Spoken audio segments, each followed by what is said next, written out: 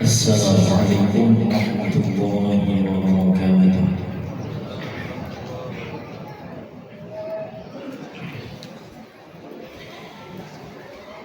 A'udzu billahi minasy syaithanir rajim.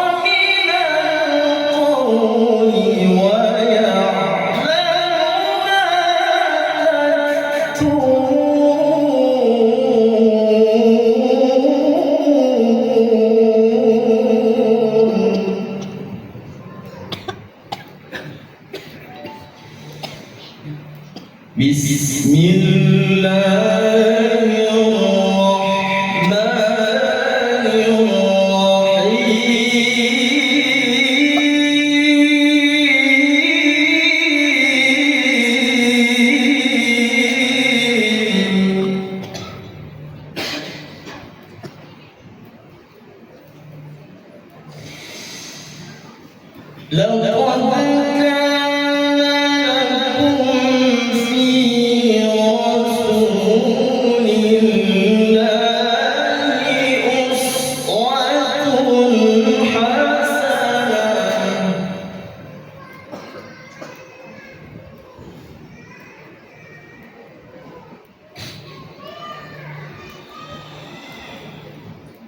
Assalamualaikum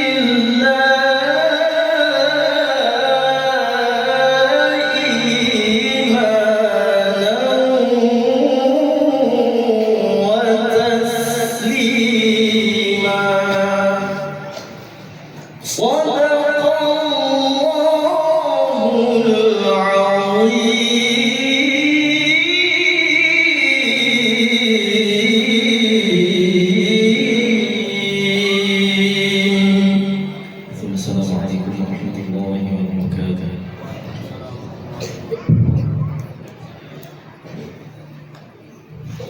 Demikian tadi pembacaan ayat-ayat suci Al-Quran yang begitu indahnya yang dibawakan oleh Guru Haji Rusdian Nur. Selanjutnya mari kita masuki acara inti kita, yaitu tausiah agama yang akan disampaikan oleh Al-Mukarram Al-Habib Muhammad Ridha bin Husain Abdullah Al-Habsyi kepada beliau.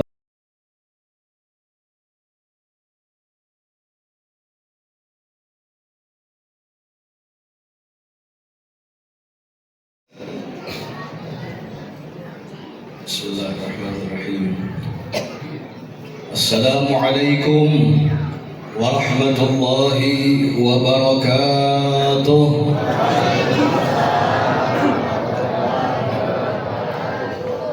Alhamdulillah alladhi arsala ilayna 'abdahu an-nabiy al-mustafa sayyid al-ma'sum bi anwaril hayati at-tayyibah التي يرتقى بها شريف المرتبة.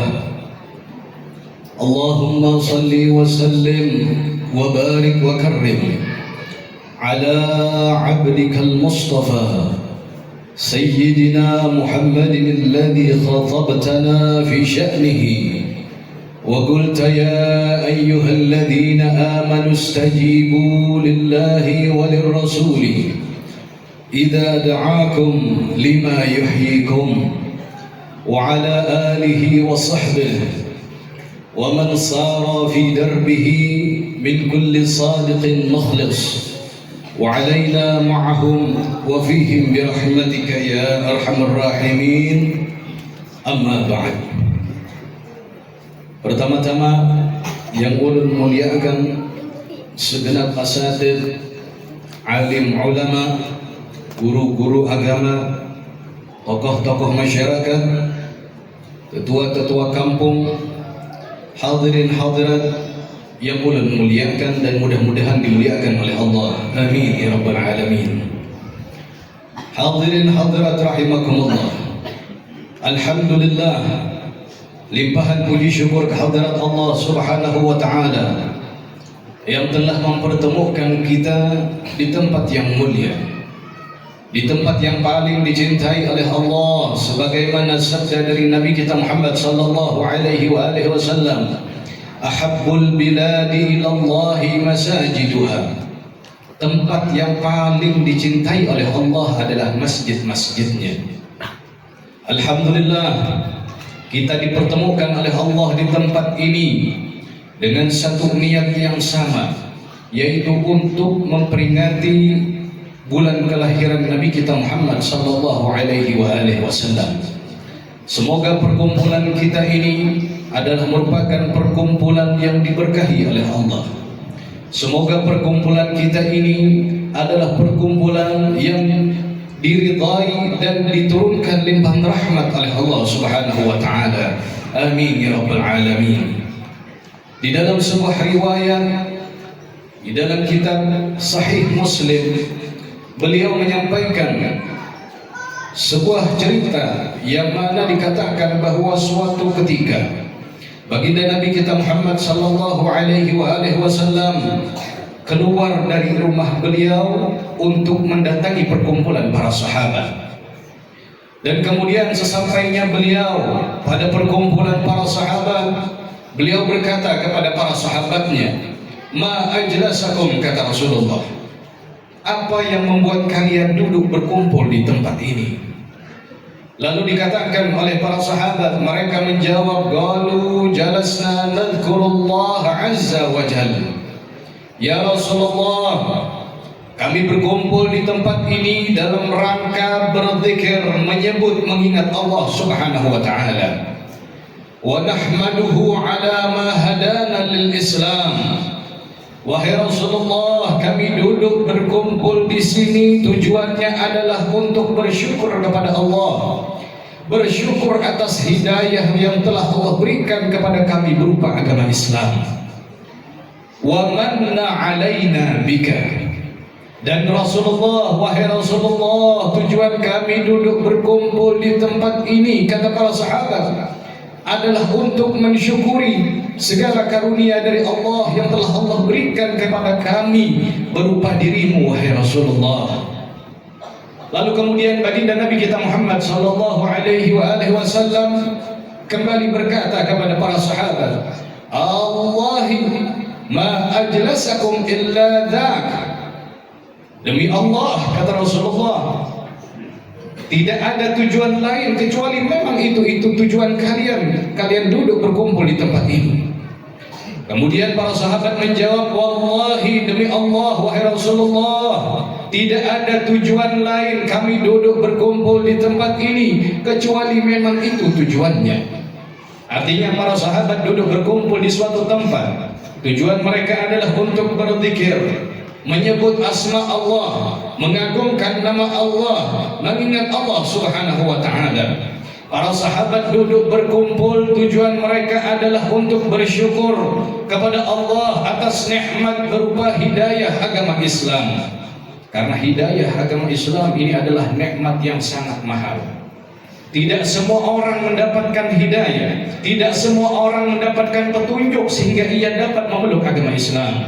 Oleh karenanya ini adalah karunia, nikmat yang sangat luar biasa besar yang Allah berikan kepada kita umat Nabi Muhammad sallallahu alaihi wasallam, sehingganya kita terlahir dari keluarga yang beragama Islam. Alhamdulillah. Dan kemudian juga para sahabat duduk berkumpul di suatu tempat, tujuannya adalah untuk bersyukur kepada Allah Subhanahu wa taala atas segala karunia yang Allah berikan kepada mereka, terutama karunia yang sangat agung berupa Nabi kita Muhammad sallallahu alaihi wasallam. Kemudian setelah mereka menjawab pertanyaan dari Rasulullah, Rasulullah meminta mereka untuk bersumpah atas nama Allah bahwa tidak ada tujuan lain bagi mereka yang duduk berkumpul kecuali dengan tujuan-tujuan tersebut. Rasulullah kembali berkata, "Ama inni," kata beliau, "adapun saya," kata Rasulullah, "lam astahlifkum tuhmatan lakum." Tidaklah saya meminta kalian bersumpah karena saya menuduh kalian yang macam-macam. Saya, kata Rasulullah, meminta kalian bersumpah bukan karena saya menuduh kalian yang macam-macam, akan tetapi atani Jibril alaihissalam, telah datang malaikat Jibril alaihissalam kepadaku, fa akhbarani, dan dia memberikan kabar kepadaku, ya anna Allah azza wa jalla yubahi bikumul malaikah, bahwasanya Allah Subhanahu wa taala membanggakan kalian yang mau duduk berkumpul untuk mengagungkan nama Allah. bahwasanya Allah Subhanahu wa taala mengagungkan kalian yang mau duduk berkumpul karena bersyukur atas hidayah berupa agama Islam, yang mana Allah Subhanahu wa taala membanggakan kalian di hadapan para malaikat karena kalian mensyukuri atas karunia yang telah Allah berikan kepada kalian berupa Nabi kita Muhammad sallallahu alaihi wasallam. Artinya apa? Allah Subhanahu wa taala membanggakan setiap hambanya yang mau mensyukuri akan hal tersebut. Alhamdulillah, di tempat ini kita dikumpulkan oleh Allah Subhanahu wa taala dengan tujuan-tujuan tersebut. Kita duduk berkumpul di sini untuk mengagungkan asma Allah, untuk meninggikan nama Allah yang mulia. Kita duduk berkumpul di tempat ini dalam rangka mensyukuri hidayah yang sangat besar berupa agama Islam. Dan kita duduk berkumpul di tempat ini dengan satu tujuan, karena kita bersyukur atas Nabi kita Muhammad sallallahu alaihi wasallam. Karena kita telah diberikan hadiah yang sangat luar biasa besarnya berupa Nabi kita Muhammad sallallahu alaihi wasallam. Semoga kita yang berkumpul di tempat ini adalah merupakan orang-orang yang senantiasa dibanggakan oleh Allah Subhanahu wa taala di hadapan para malaikatnya. Amin ya rabbal alamin. Hadirin hadirat rahimakumullah, di dalam sebuah firman-Nya Allah Subhanahu wa taala menyampaikan, qul bi fadlillahi wa bi rahmatihi fabidzalika falyafrahu huwa khairun mimma yajma'un. Di dalam Al-Quran Allah Subhanahu wa taala berfirman yang artinya, katakanlah hai Muhammad, sampaikan kepada umat dengan karunia Allah dan dengan rahmat dari Allah Subhanahu wa taala, hendaknya mereka bergembira dengan itu semua. Huwa khairum mimma yajma'un. Itu lebih baik daripada apa-apa yang mereka kumpulkan. Di dalam menafsirkan ayat ini, para mufassir atau ulama-ulama ahli tafsir yang mereka memiliki keahlian di bidang ilmu menafsirkan ayat-ayat Al-Quran, mereka berbeda pendapat di dalam menafsirkan apa maksudnya Allah memerintahkan kepada kita untuk bergembira dengan karunia dan rahmat dari Allah Subhanahu wa taala. Namun di dalam ulumul Quran, di dalam ilmu yang membahas tentang hal-hal yang berkaitan dengan Al-Quran, di sana dijelaskan bahwa menafsirkan satu ayat Al-Quran dengan menggunakan satu ayat yang lainnya adalah merupakan suatu bentuk penafsiran yang paling kuat. Oleh karenanya, Al-Imam As-Suyuti di dalam kitabnya Ad-Durrul Manthur, beliau menafsirkan maksud dari perintah Allah, yang mana Allah memerintahkan kepada kita semua agar kita gembira dengan rahmat dari Allah Subhanahu wa taala. Beliau menafsirkan ayat tersebut dengan menggunakan ayat yang lainnya yang berbunyi, "Wa ma arsalnaka illa rahmatan lil alamin." Dan tidaklah kami utus engkau wahai Muhammad, kata Allah, melainkan sebagai rahmat, melainkan sebagai pembawa kasih sayang bagi seluruh alam semesta. Dan kemudian Sayyidina Imam Ibn Abbas radhiyallahu anhuma wa ardahuma, beliau juga menjelaskan di dalam kitabnya, di dalam perkataannya, beliau mengatakan bahwa maksud perintah Allah yang memerintahkan kepada kita semua agar kita gembira dengan karunia dan rahmat dari Allah, kata beliau, karunia tersebut adalah berupa ilmu pengetahuan. Dan kemudian rahmat dari Allah adalah Nabi kita Muhammad sallallahu alaihi wasallam. Artinya apa? Artinya kita diperintahkan oleh Allah Subhanahu wa taala untuk senantiasa bergembira atas segala rahmat yang telah Allah berikan kepada kita. Dan rahmat terbesar, hadiah terbesar yang diberikan oleh Allah kepada kita adalah Nabi kita Muhammad sallallahu alaihi wasallam. Sesuai dengan sabdanya beliau, yang mana Nabi kita Muhammad sallallahu alaihi wasallam pernah bersabda, "Innama ana rahmatun muhdah," kata beliau, sesungguhnya aku, kata Nabi Muhammad, adalah rahmat yang telah dihadiahkan oleh Allah untuk kalian semuanya. Ini adalah hadiah yang luar biasa dari Allah. Kita diberikan hadiah yang sangat luar biasa indahnya, yang tidak ada bandingannya. yang tidak bisa diukur dengan apapun, karena Nabi kita Muhammad sallallahu alaihi wasallam adalah sosok insanul kamil, manusia sempurna, basyarun la kal bashar. Beliau adalah manusia namun tidak seperti manusia pada umumnya. Itulah Nabi kita Muhammad. Alhamdulillah, kita semua yang berkumpul di tempat ini dijadikan oleh Allah Subhanahu wa taala sebagai nabi, sebagai umat Nabi kita Muhammad sallallahu alaihi wasallam. Yang mana ini adalah sebuah karunia yang sangat luar biasa, yang tidak semua umat diberikan karunia tersebut. Oleh karenanya sebatasnya bagi kita untuk banyak-banyak bersyukur kepada Allah, banyak-banyak berterima kasih kepada Allah karena telah dijadikan sebagai umat Nabi Muhammad sallallahu alaihi wasallam. Hadirin hadirat rahimakumullah, ketahuilah bahwa mencintai Nabi Muhammad adalah merupakan suatu kewajiban bagi setiap kita umatnya.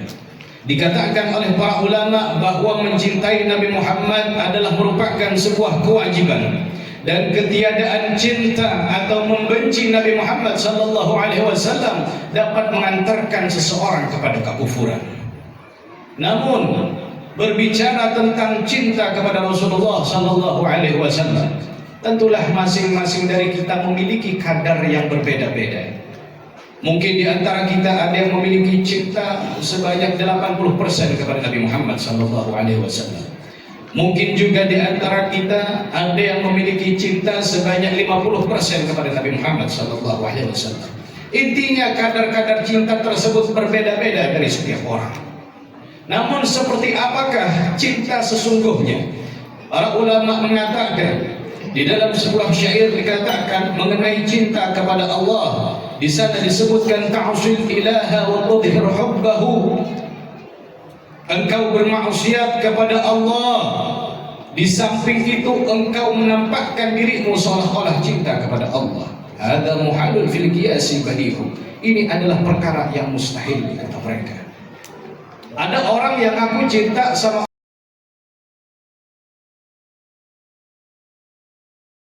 benar cinta sejati, niscaya kita pasti akan menaati Allah Subhanahu wa taala. Tidak mungkin seorang pecinta maksiat kepada Tuhannya. Itulah gambaran cinta sejati. Innal muhibba liman yuhibbu muti'u. Karena sesungguhnya seorang pecinta itu pasti taat, pasti patuh kepada siapa yang ia cintai. Seperti itu juga kecintaan kita kepada Nabi Muhammad sallallahu alaihi wasallam.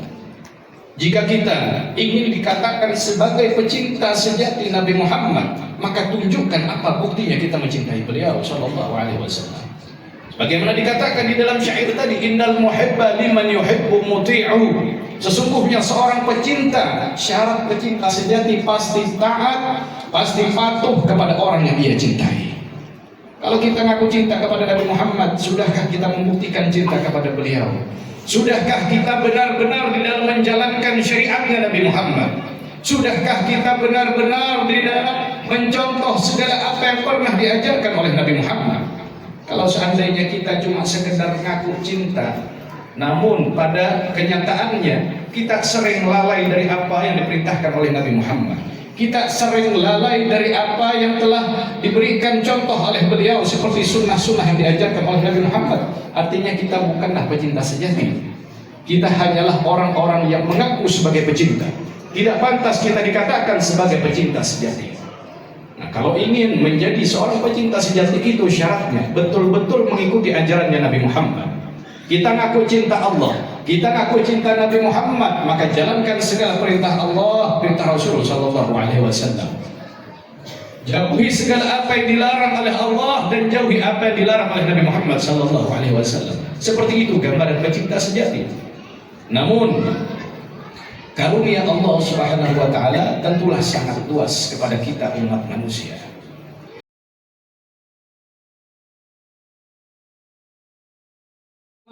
Sedangkan kita masih suka meninggalkan ajaran-ajaran Nabi Muhammad sallallahu alaihi wasallam. Tanamkan niat dari saat ini, gembirakan hati beliau sallallahu alaihi wasallam. Kita tanamkan niat agar kita bisa menjadi umat kebanggaan Nabi Muhammad di hadapan Allah Subhanahu wa taala. Tanamkan niat untuk selalu menjalankan perintah Allah, menjalankan perintah Rasul sallallahu alaihi wasallam, menjalankan sunnah-sunnah yang pernah diajarkan oleh Nabi Muhammad sallallahu alaihi wasallam. Ajarkan kepada anggota keluarga kita, ajarkan kepada anak-anak kita, istri-istri kita, anak-anak muda kita, muda-mudi kita, ajarkan tentang Nabi Muhammad sallallahu alaihi wasallam. Banyak kesunahan dari beliau yang diajarkan oleh Rasul sallallahu alaihi wasallam. Kalau kita berbicara tentang kesunahan, tentulah sangat banyak.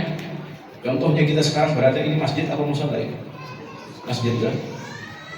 Di masjid ini saja, kalau kita masuk masjid itu ada banyak kesunahan dari beliau sallallahu alaihi wasallam yang dicontohkan oleh Nabi Muhammad. Di antaranya apa? Masuk masjid, dahulukan kaki yang kanan. Itu sunnahnya Nabi Muhammad sallallahu alaihi wasallam. Dan kemudian di antara sunnahnya beliau lagi, kalau kita berada di dalam masjid, laksanakan sholat sunnah 2 rakaat, apa namanya? Sholat sunnah tahiyatul masjid. Ini sunnahnya Nabi Muhammad sallallahu alaihi wasallam. Jangan kita masuk masjid lalu langsung duduk. Nah, ini khilafus sunnah, menyalahi sunnahnya Nabi Muhammad. Kalau kita masuk masjid, sholat dulu, sholat sunnah 2 rakaat, itu namanya sholat sunnah tahiyatul masjid. Di sana terdapat fadilah, keutamaan yang sangat luar biasa yang diberikan oleh Allah kepada umat Nabi Muhammad sallallahu alaihi wasallam. Tanamkan niat seperti itu, mengikuti sunnahnya Nabi Muhammad sallallahu alaihi wasallam.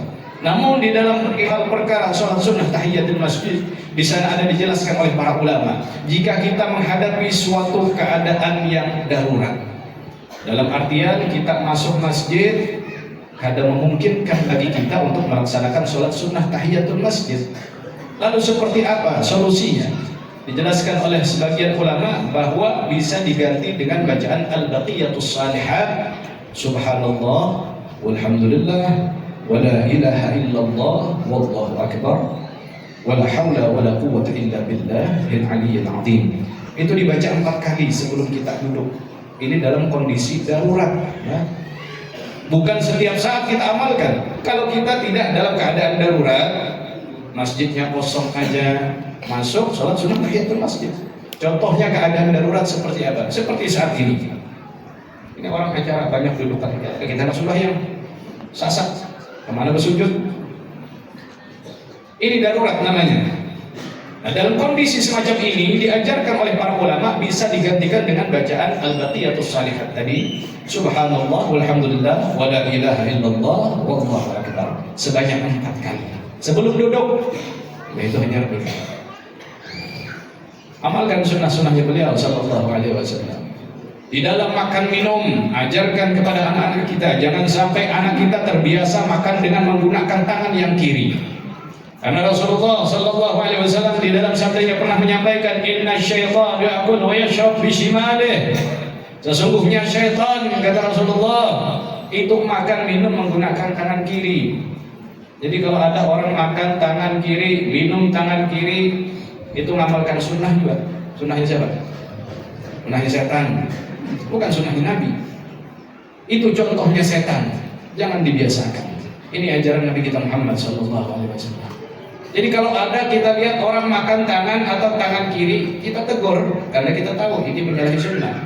Ini perbuatan setan, kita tegur. Jangan juga kayak orang boleh berkelahi menegur lah. Dengan adab, dengan lemah lembut. Minta maaf pakai tangan yang kanan.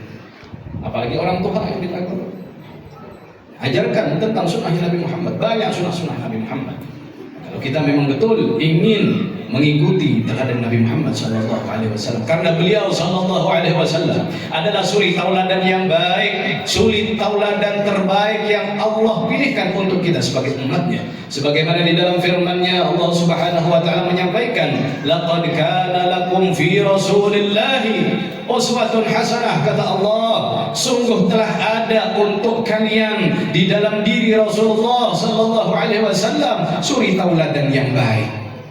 Artinya Allah telah memilihkan untuk kita semua contoh yang baik, teladan yang baik. Jangan kita bingung-bingung siapa yang mau kita jadikan sebagai contoh.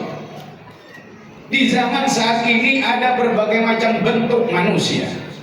Ada yang gambarannya kayak ulama, kayak sekalinya mengajarkan ajaran sesat. Macam-macam bentuknya. Oleh karenanya jangan kita bingung-bingung lagi. Aku ini hendak mengumpati siapa lah. mengumpati guru fulan kelakuannya macam-macam. Jangan kita bingung. Ini teladan kita Nabi kita Muhammad sallallahu alaihi wasallam. Kalau kita ingin menjadikan seseorang sebagai teladan, sebagai panutan, lihat bagaimana perilakunya. Apakah sesuai dengan apa yang diajarkan oleh Nabi Muhammad sallallahu alaihi wasallam? Kalau seandainya kita ingin mengikuti si A misalnya, namun perilakunya tidak sesuai dengan ajaran Rasulullah, semisal Rasul mengajarkan makan pakai tangan kanan, ini guru pulang makan malah pakai tangan kiri, tidak pantas untuk diikuti karena tidak sesuai dengan ajaran Nabi Muhammad sallallahu alaihi wasallam. Artinya jangan kita bingung, kita bulikakan ke Nabi Muhammad sallallahu alaihi wasallam.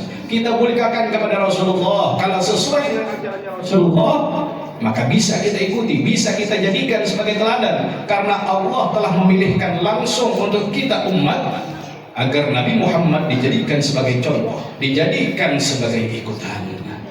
Hadirin hadirat rahimakumullah.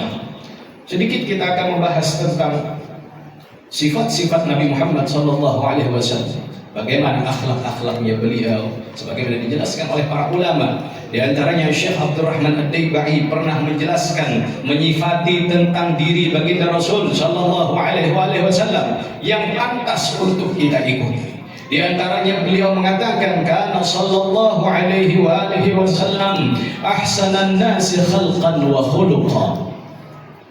Syekh Abdurrahman Ad-Daibai mengatakan bahwa baginda Nabi kita Muhammad sallallahu alaihi wasallam adalah sebaik-baik manusia, baik dari segi penciptaan maupun budi pekertinya. Artinya Rasulullah ini adalah orang yang paling baik, baik dari segi penciptaan, bentuk tubuhnya indah, wajahnya paling indah. Rasulullah adalah orang yang paling tampan. Rasulullah adalah orang yang paling bungas, paling langkar ujar orang kita Banjar. Rasulullah adalah orang yang paling tampan di antara manusia manapun. Bukan hanya dari segi penciptaan bentuk tubuhnya, namun budi pekertinya, akhlaknya pun adalah akhlak terbaik di antara umat manusia. Bagaimana tidak? Allah Subhanahu wa taala telah memuji baginda Nabi Muhammad di dalam Al-Qur'an. Allah mengatakan, wa innaka la'ala khuluqin 'adzim. Dan sesungguhnya engkau wahai Muhammad sungguh benar-benar berbudi pekerti luhur, kata Allah. Kalau sudah Allah yang memuji, maka apalah artinya celaan seorang makhluk? Allah sudah memuji Nabi Muhammad. Artinya kalau sudah Allah, Tuhan semesta alam, memuji makhluknya, memuji hambanya, maka tidak ada artinya jika ada orang yang ingin mencela Nabi Muhammad SAW. Kalau orang ingin mencari cacat, aib, kekurangan pada diri Rasulullah, wallahi demi Allah dia tidak akan menemukannya. Karena Rasulullah adalah insan yang paling sempurna, sebagaimana dikatakan oleh para sahabat. Di antaranya Hasan bin Thabit, seorang sahabat yang terkenal dengan gelar syair Rasulullah, penyairnya Rasulullah sallallahu alaihi wasallam. Beliau mengatakan, wa ajmadu minka lam tara qattu aini. Yang lebih indah dari dirimu wahai Rasulullah tidak pernah sama sekali mata ini melihatnya. Wa akmalu minka lam talidin nisa'u. Dan perempuan manapun tidak pernah melahirkan insan yang lebih sempurna dari diri sampean wahai Rasulullah. Khuliqta mubarra'an min kulli aibin. Engkau diciptakan terbebas dari segala kekurangan. Ka'annaka qad khuliqta kama tasya'u. Seolah-olah sampean wahai Rasulullah diciptakan oleh Allah menurut kemauan sampean sendiri. Subhanallah. Saking sempurnanya Nabi kita Muhammad. Seolah-olah beliau itu diciptakan menurut kemauan beliau sendiri. Aku mau wajahku bungas kayak ini, aku mau aku pintar kayak ini, seolah-olah seperti itu. Inilah kesempurnaan Nabi kita Muhammad sallallahu alaihi wasallam. Dan kemudian Syekh Abdurrahman Ad-Daibai melanjutkan di dalam menyifati Rasulullah sallallahu alaihi wasallam, kana sallallahu alaihi wasallam ahsanan nasi khalqan wa khuluqa wa ahdahum ila al-haqqi turuqa. Di antara tabiatnya Nabi kita Muhammad sallallahu alaihi wasallam, beliau senantiasa menunjukkan umat manusia kepada jalan kebenaran. Ini tabiatnya Rasulullah. Ini akhlaknya Nabi kita Muhammad. Beliau selalu menunjukkan orang lain kepada jalan yang benar. Jangan kita menunjukkan orang lain kepada jalan yang menyesatkan. Ini menyalahi ajaran Rasulullah. Rasulullah selalu mengajak orang lain untuk berjalan di jalan yang benar. Jangan ketujuh menyesatkan orang, ujar orang kita. Dan kemudian di antara sifatnya Rasulullah sallallahu alaihi wasallam, wa ahdahu minal haqqi turuqa kana khuluquhul Qur'an. Akhlaknya Nabi Muhammad sallallahu alaihi wasallam itu adalah Al-Qur'an. Sebagaimana di dalam sebuah riwayat, pernah suatu ketika para sahabat bertanya kepada Sayyidah Aisyah. Mereka bertanya tentang bagaimana akhlaknya Nabi Muhammad sallallahu alaihi wasallam. Lalu dijelaskan oleh Sayyidah Aisyah, kana khuluquhul Qur'an. Kalau kalian ingin mengetahui seperti apa akhlaknya Nabi Muhammad, lihatlah Al-Qur'an. Di dalam Al-Qur'an yang berbicara tentang budi pekerti luhur, maka seperti itulah akhlaknya Nabi Muhammad sallallahu alaihi wasallam. Artinya semua akhlak beliau terpuji. Tidak ada sedikit pun akhlak Nabi Muhammad berupa perbuatan tercela, tidak ada. Semuanya keindahan, semuanya kesempurnaan. Itulah Nabi kita Muhammad sallallahu alaihi wasallam. Kana khuluquhul Qur'an wa shimatuhul ghufran. Dan di antara ciri khas sifatnya Nabi kita Muhammad sallallahu alaihi wasallam, beliau adalah orangnya pemaaf. Ini di antara ciri khas Nabi kita Muhammad. Kalau ada orang berbuat salah, dimaafkan oleh Nabi Muhammad. Dan itu terbukti sebagaimana di dalam berbagai riwayat disebutkan tentang cerita Nabi Muhammad sallallahu alaihi wasallam, bagaimana ketika beliau di zaman dahulu mendapatkan perlakuan yang tidak baik dari orang-orang musyrikin, dari orang-orang kafir kota Makkah di masa itu. Rasulullah pernah dilempari dengan bebatuan, bahkan sampai anggota tubuh beliau berdarah. Rasulullah sering dilontarkan ujaran kebencian kepada beliau. Artinya Rasulullah sering dihina, dicaci maki. Namun apa yang dilakukan oleh Rasulullah? Apakah beliau membalas perbuatan orang-orang tersebut? Tidak sama sekali. Sehingganya di dalam riwayat diceritakan ketika Rasulullah mendapatkan perlakuan yang tidak pantas, yang sudah sangat kelewat batas, Rasulullah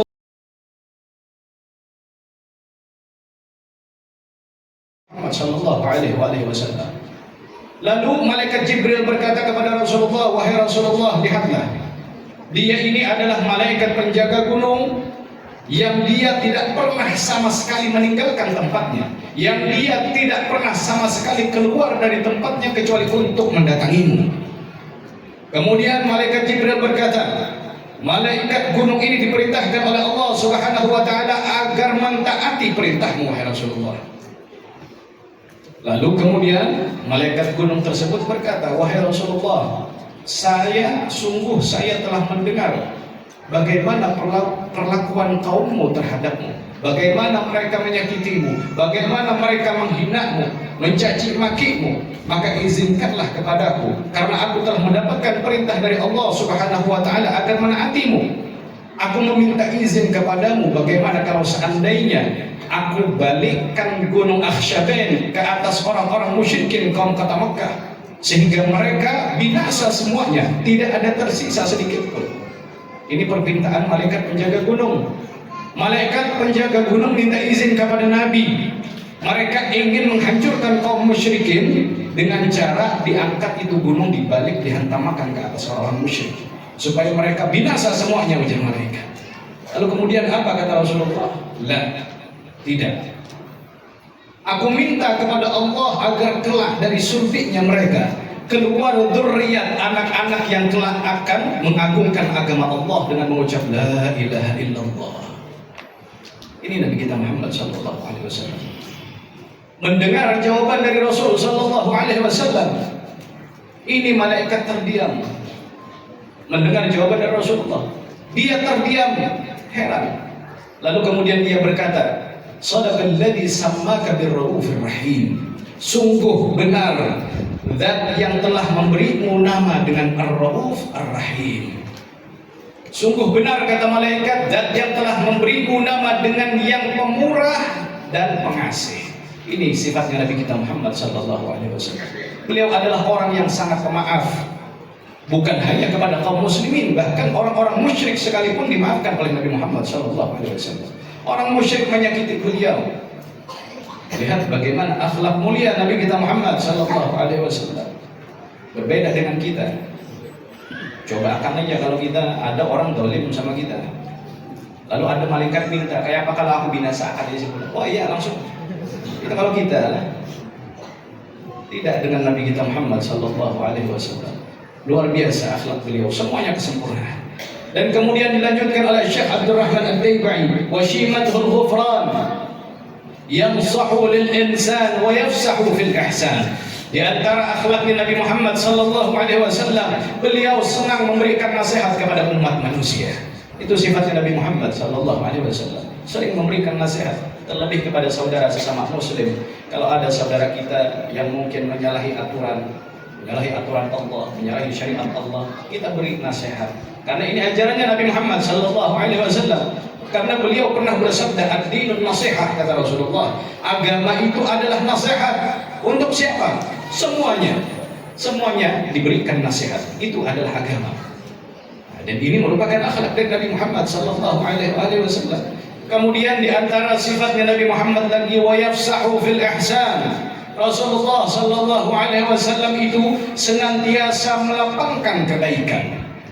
Artinya setiap perbuatan baik itu pasti dilapangkan oleh Rasulullah sallallahu alaihi wasallam. Ada orang ingin berniat baik misalnya, lalu didengar oleh Rasulullah, maka Rasulullah akan sangat mendukung perbuatan baik tersebut. Dilapangkan oleh Rasul sallallahu alaihi wasallam, bukan malah dihalang-halangi. Karena terkadang ada orang yang ingin berbuat kebaikan, mengadakan acara-acara kebaikan, malah dihalang-halangi. Ini menyalahi ajaran Rasul sallallahu alaihi wasallam. Rasulullah kalau mendengar ada orang hendak berbuat baik, didukung sama Nabi Muhammad. Ada itu kebaikan. Ini di antara Rasulullah sallallahu alaihi wasallam. Wa yafsahu fil ihsan wa ya'fu 'anil dhanbi idza kana fi haddihi wa sababihi. Dan di antara akhlaknya Rasulullah sallallahu alaihi wasallam, ini kurang lebih sama seperti yang sebelumnya. Beliau adalah orang yang mudah memaafkan kesalahan orang lain jika kesalahan tersebut terkait dengan diri pribadi beliau. Jadi kalau ada orang berbuat salah kepada Nabi Muhammad, misalnya orang caci maki beliau, orang menyakiti tubuh beliau, Nabi kita Muhammad sallallahu alaihi wasallam akan dengan sangat mudah memaafkan orang tersebut. Namun sebaliknya, wa idza dhuyya haqqullah lam yakum ahadun li ghadabihi. Apabila Nabi kita Muhammad mendengar hak-hak Allah disia-siakan oleh seseorang, maka di saat itu juga tidak ada seorang pun yang berani berdiri karena saking marahnya Nabi Muhammad sallallahu alaihi wasallam. Jadi kalau perbuatan dosa, ada orang berbuat dosa dan dosa itu berkaitan dengan diri pribadi beliau. Orang menyambati Nabi kita Muhammad sambatan yang kada baik. Orang yang menyakiti anggota tubuh Nabi Muhammad, misalnya dipukul-pukul Nabi Muhammad sampai berdarah, beliau akan sangat mudah memaafkan. Namun apabila perbuatan dosa itu berkaitan dengan hak-hak Allah, misal ada di antara kita umat Nabi Muhammad yang suka meninggalkan kewajiban dari Allah, ketujuh meninggalkan sembahyang, ketujuh meninggalkan puasa wajib, lalu kemudian Rasulullah mendengar hal tersebut, maka beliau akan sangat murka. Bahkan di dalam riwayat dikatakan saking murkanya Nabi Muhammad sampai-sampai tidak ada satu orang pun yang berani berdiri ketika marahnya Nabi Muhammad sallallahu alaihi wasallam. Artinya Rasulullah keras. Kalau sudah urusan syariat, hak-hak Allah tidak ditunaikan, disia-siakan hak-hak Allah, maka di sini Rasulullah akan sangat marah. Oleh karena itu jangan sekali-kali kita sebagai umat Nabi Muhammad membuat beliau marah karena pelanggaran kita.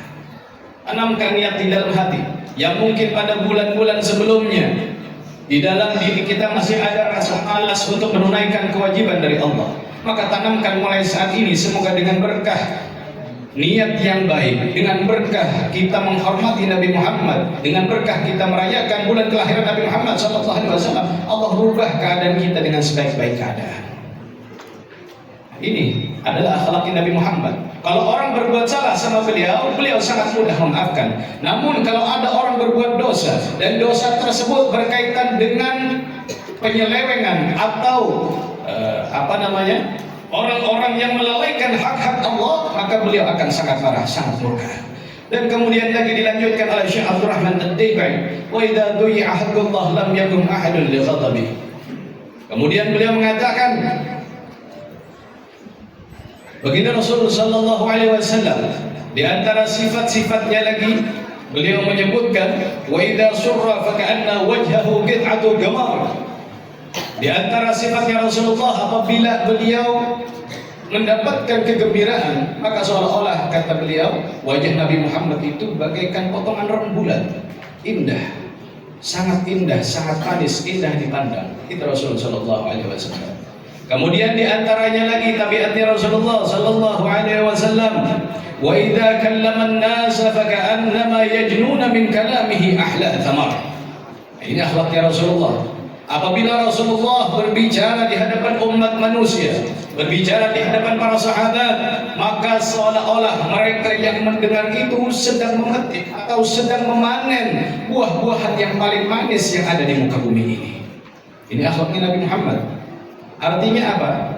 Setiap apa yang diucapkan oleh Rasulullah, setiap apa yang dikatakan oleh Rasulullah Sallallahu Alaihi Wasallam, semuanya adalah perkataan yang bermanfaat.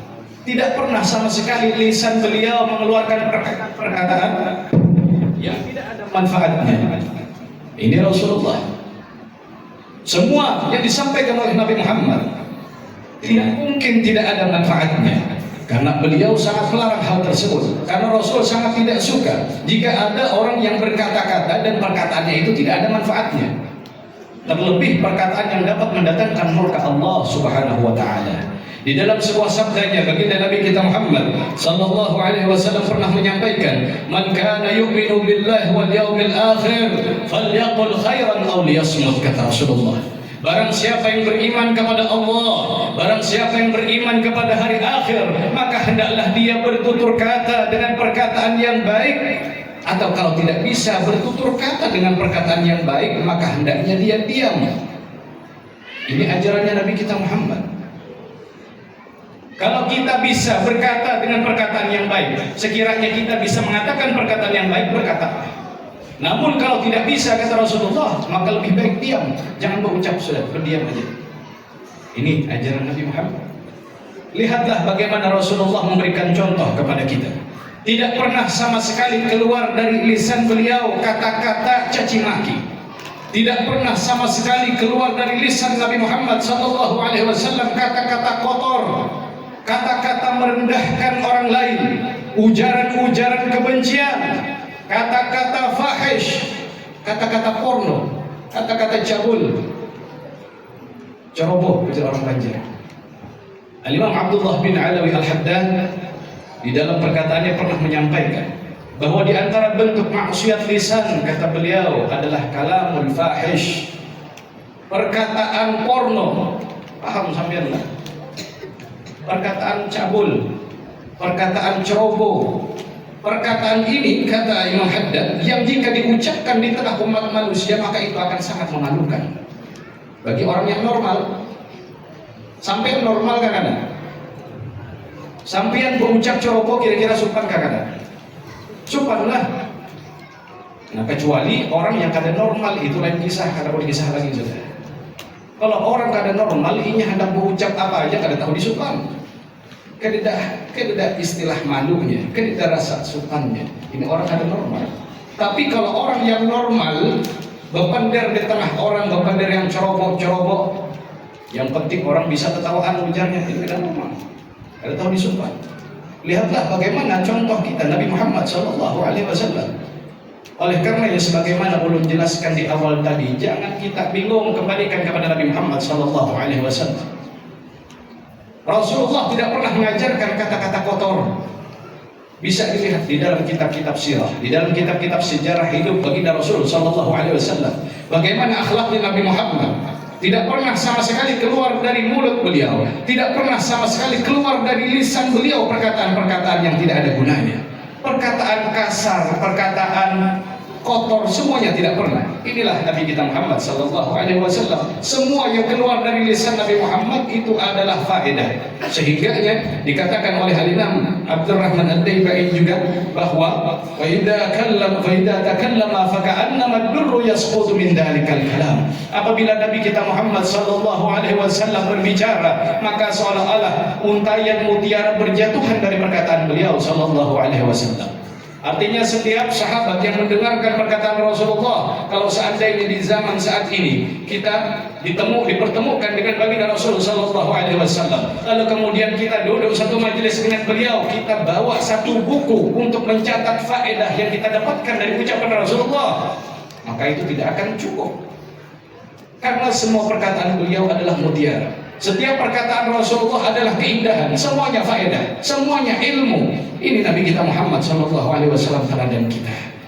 Oleh karenanya tanamkan niat dari dalam hati mulai saat ini. Ikutilah Nabi Muhammad, ikutilah ajaran Nabi Muhammad. Jangan sampai kita berlepas dari ajaran beliau. Ini adalah akhir zaman. Berbagai kerusakan sudah tersebar di mana-mana.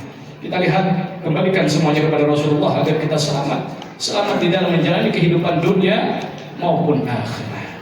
Lihatlah bagaimana semua makhluk mengenal siapa Nabi Muhammad SAW. Binatang-binatang, benda-benda mati bahkan mengenal siapa Rasulullah SAW. Bahkan di dalam riwayat dikatakan di antara mereka ada juga yang kenal cinta kepada Nabi Muhammad SAW. Di antaranya sebuah cerita tentang sebatang pohon kurma yang dulunya sering dijadikan Rasulullah sebagai sandaran ketika beliau berkhutbah. Diceritakan bahwa di zaman dahulu Nabi kita Muhammad SAW, sebelum beliau memiliki sebuah mimbar untuk berkhutbah di masjid, beliau hanya bersandar di sebatang pohon kurma yang ada di masjid saat itu. Lalu kemudian di suatu hari datanglah seorang wanita dari kaum Ansar kepada Rasulullah SAW dan dia berkata, wahai Rasulullah, sesungguhnya saya memiliki seorang putra yang dia memiliki keahlian di bidang pertukangan. Dia bisa membuat apa saja. Dan saya berniat ingin membuatkan sampean sebuah mimbar yang bagus, mimbar yang tinggi, agar sampean mudah ketika berkhutbah di hadapan para sahabat. Lalu kemudian dikabulkanlah permintaan wanita tersebut oleh Rasul sallallahu alaihi wasallam. Singkat cerita, dibuatkanlah mimbar yang baru untuk Rasulullah. Lalu beliau pun berkhutbah, memulai berkhutbah di mimbar yang baru tersebut. Sesaat setelah beliau menaiki mimbar, terdengarlah suara tangisan yang sangat menyayat hati. Dikatakan di dalam riwayat karena saking kerasnya tangisan tersebut, sampai-sampai kaum wanita yang ada di rumah juga mendengar suara tangisan itu. Bukan hanya orang yang ada di masjid, tapi wanita-wanita, ibu-ibu yang duduk di rumahnya mendengar suara tangisan tersebut. Akhirnya para sahabat mencari-cari dari mana asal-usul suara tangisan itu. Setelah dicari, ternyata sumbernya berasal dari sebatang pohon kurma yang dulunya dijadikan sandaran oleh Nabi kita Muhammad SAW ketika beliau berkhutbah. Dikatakan dalam riwayat, kenapa pohon kurma tersebut menangis ketika Rasulullah berkhutbah di mimbar yang barunya? Karena dia merasakan rindu, merasakan cinta kepada Nabi Muhammad SAW. Dia tidak lagi digunakan sebagai sandaran oleh Nabi Muhammad SAW. Di riwayat tersebut juga dikatakan bahwa jarak antara batang pohon kurma dengan mimbar yang baru itu tidaklah jauh, hanya beberapa meter saja.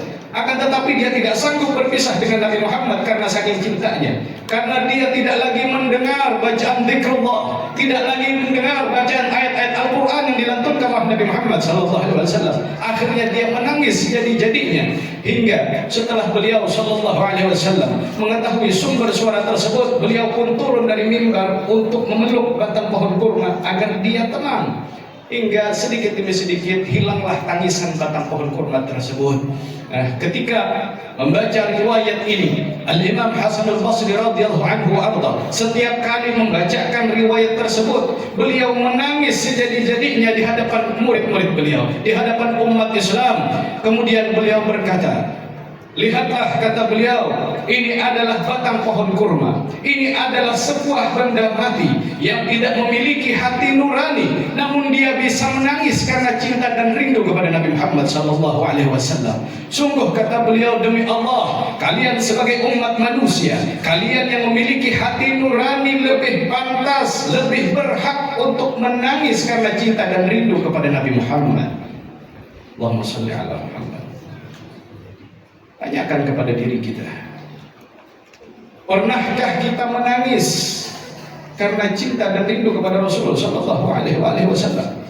Pernahkah kita menangis karena kita terlalu sering melanggar perintah Allah Subhanahu wa Ta'ala? Pernahkah kita menangis karena kita belum bisa menjadi umat kebanggaan Nabi Muhammad SAW? Kita tanyakan kepada diri kita. Lihat di dalam riwayat tersebut, Al-Imam Hasan Al-Basri sampai menangis jadi-jadinya karena beliau merasa ini hanyalah sebatang pohon kurma, benda mati namun dia bisa menangis karena cinta dan rindu kepada Nabi Muhammad sallallahu alaihi wasallam. Hadirin hadirat rahimakumullah. Semoga kita semua yang berhadir di tempat ini diberikan kecintaan yang besar kepada Nabi Muhammad oleh Allah Subhanahu wa taala. Ditanamkan kemampuan di dalam tubuh kita untuk mengikuti teladan Nabi Muhammad sallallahu alaihi wasallam. Semoga kita dijadikan sebagai umat yang bisa membanggakan beliau kelak di hadapan Allah Subhanahu wa taala.